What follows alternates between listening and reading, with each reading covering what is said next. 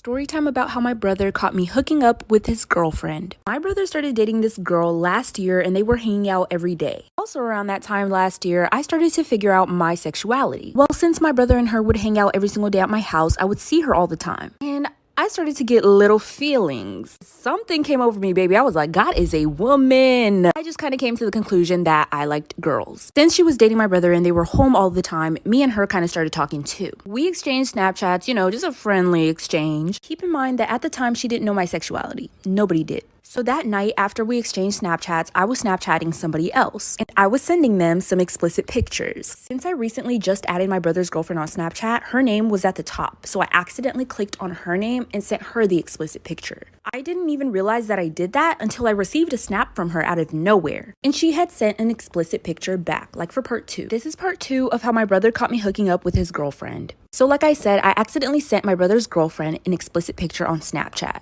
Not knowing that I even sent it, I received an explicit picture back from her. I said, baby, I'll really bite your titties. Stop playing with me. But after she sent me the picture, I responded with hard eyes, and then she texted me and said that she would be coming over tomorrow to hang out with my brother. I basically said, cool, I'll see you around, and then she came over the next day. So the next day came and she was at my house, but I wasn't talking to her. She was with my brother. And then she walks into my room. I was like, hey, where's Rob? We'll just call the brother that. She said she sent him to the store to get some snacks. I asked if she wanted to come chill on my bed. She agreed. And right off the bat, we started, we getting it bonking, having a good time. That's when the door swings open and there my brother is standing at my doorway. Like for part 3. This is going to be part 3 of the time my brother caught me hooking up with his girlfriend. So my brother swung my door open and there he was standing at my door watching me and his girlfriend while we were... Immediately, he was just like, oh, really? You're both fucking gross. That's when he turned around and left. Later on, we had to have like a family talk about this, and I had to come out about my sexuality to my parents, and it was really embarrassing. My parents were super accepting of me coming out, but my brother wasn't as accepting, and I'm thinking it's mostly because of the fact that he had to find out the way that he did. Because it wasn't my sexuality itself that bothered him, it was how he found out. Later on, he told me that he walked into my room because he heard us laughing in there and he wanted to ask her what exactly she wanted from the store. He was gonna ask her if she just wanted to come with, but that's what he walked in on. So my brother went ahead and broke up with his girlfriend. That's when me and her started dating, and we've been dating for about 2 years now. I said I'd be sharing more stories of things that happened to me while I was younger that I've kept secret for my entire life and haven't told anybody, so here's another story. Fair warning, this video might be a little triggering. I was really young at the time. I don't exactly remember what age. I was around 8 or 13 years old. Me and my friends were going to this haunted maze, and it was around Halloween time. It was one of my friend's parents that was taking us there, and it was a group of 5 or 6 of my friends. While me and my friends were going through this maze, we were standing in a line and I was standing in the very back. So while we were walking, I ended up tripping on my shoelace and I fell to the side where there was curtains. It was the curtains where the workers would pop out and try to scare you. When I fell, I tried to yell for my friends, but because of the sound effects of the maze, they couldn't hear me. And by the time I got up, they were gone. So I started walking and I eventually got to a place where you could only go right or left, and I went left. And once I went left, I ended up in a circular room where there was 5 passageways. But there was also a group of teenage boys and I didn't even see them at first. All I know is I turned around and got grabbed, like for part 2. This is part 2 of the time I got lost in a haunted maze. Like I said, I lost track of my friends and I was looking for my friends, and I ended up in a part of the maze where there was all these guys that I didn't even see at first. All I know is I turned around and I got grabbed. So I screamed. I was super young at the time. I was defenseless. I didn't know what to do. Those guys seemed like they were around their teenage years and they were laughing and making a joke out of it. One of them was laughing and they told their friend, grab her legs. And so the friend grabbed my legs and they were tugging me and pulling me, and then they started to pull my pants down. Panic was filling over my body. I couldn't even scream. When you're young, you'd always think you know what to do at these moments, but you really don't. You just freeze up. And that's exactly what I did. I just froze up. But thankfully, as soon as I felt my pants starting to get pulled down, another group of people turned the corner, and that's when the boys dropped me and ran, like for part 3.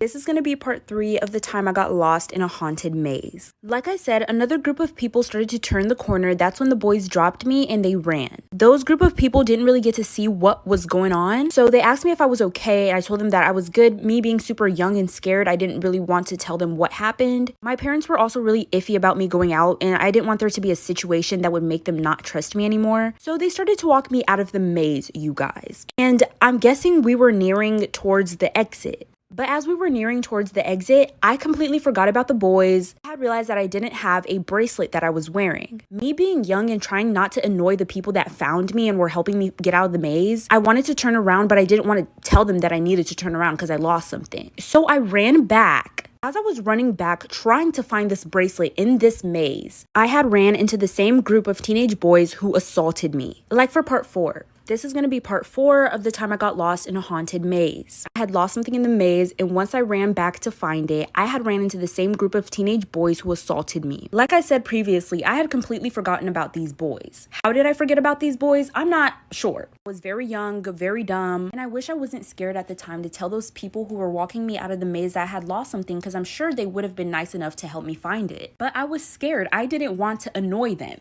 So as soon as I saw those boys, I was thinking life or death. Why was I thinking life or death?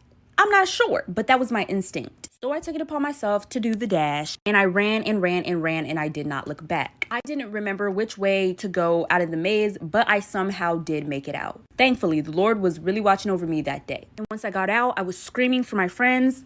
I was screaming their names. I was looking for them everywhere. Eventually, I found my friends, and I just hugged one of them and started bawling. This is the time my mom faked her death so she didn't have to take care of me and my siblings. Yes, this girl really faked her death. So at the time, I was 5 and my little brother was 3. It started off with my mom saying that she didn't feel well and she couldn't pick me up from school, so the bus would have to take me home. Well, a few months after, she started getting picked up from our house by this black car. She said that car was picking her up because of her so-called doctor's appointments. And she wasn't able to drive herself because she was too sick. Well, one day, when this car came to pick her up, she never came home. Me and my little brother were sitting around for a couple days waiting for her to come home, but she never came home. And we were young, so we didn't do anything. Eventually, my aunt came over to our house and told my little brother and I that our mom had passed away and that she was cremated and they kept the ashes. So our aunt started taking care of us. Until one day I saw my aunt getting picked up by that same black car. That's when I started to get suspicious of everything and I decided to check these ashes. When I checked, it was flour. Like for part 2. This is part 2 of the time my mom faked her death so she didn't have to take care of me and my siblings. Like I said, my aunt told me that my mom had died and they cremated her and they let her keep the ashes and that she was going to start taking care of us. Me not knowing how long the cremating process actually took at the time since I was so young, I believed her. Until one day I saw my aunt getting picked up by the same black car that my mom used to get picked up by before she died. That's when I decided to check these supposed ashes and it was actually flour. So one day when my aunt got picked up by this black car, I decided to follow her. I didn't have a car. I was 5 years old, so I had to follow them by walking and hiding behind bushes. I was able to follow them up the street, and once they turned the corner, and there I saw my mom standing on the side of the street. That's when I see the car stop and I see my aunt get out and approach my mother. She tells my mom to give her money for covering for her and taking care of me and my little brother. Mom says she faked her death because my dad wasn't in our lives and she didn't want to take care of us anymore. I'm older now and I cut her off completely and I have full custody of my little brother. This is going to be a story time about how my whole school went on a manhunt for one student. Why was they looking for his ass?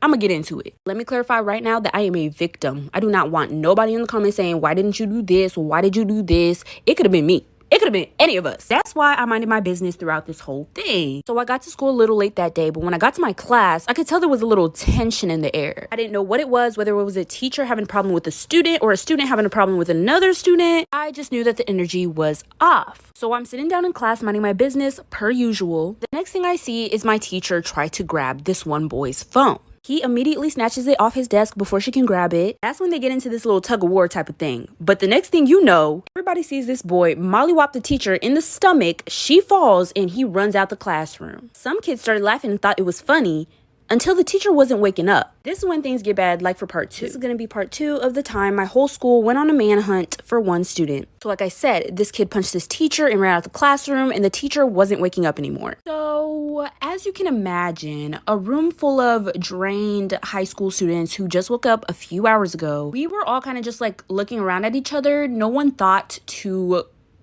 I don't know, tell somebody that this shit happened. Like, were we silent? Or were we silenced? I blame the school system for making school so early because I feel like once you get to school, your cognitive functions get out the window. So I really try hard not to feel guilty about this, and I try not to blame my other classmates for not doing anything as well. And then eventually, like 5 minutes pass, and then we're like, okay, maybe we should check if she's awake at least. That's when one of the students get up and start to check. Well, they check and they say that she's not breathing. It's obviously set something off in our brains, like this is an emergency, something needs to happen now. That's when a bunch of us ran to the office and they called the ambulance. Like for part 3, this is going to be part 3 of the time my whole school went on a manhunt for one student. We we went to the office and told them how the kid punched the teacher and the teacher wasn't waking up, immediately a bunch of staff ran to the class to see where the teacher was and what was going on with her. I didn't personally run to the office. When I say we, I mean my classmates. So I was still in the classroom when all the staff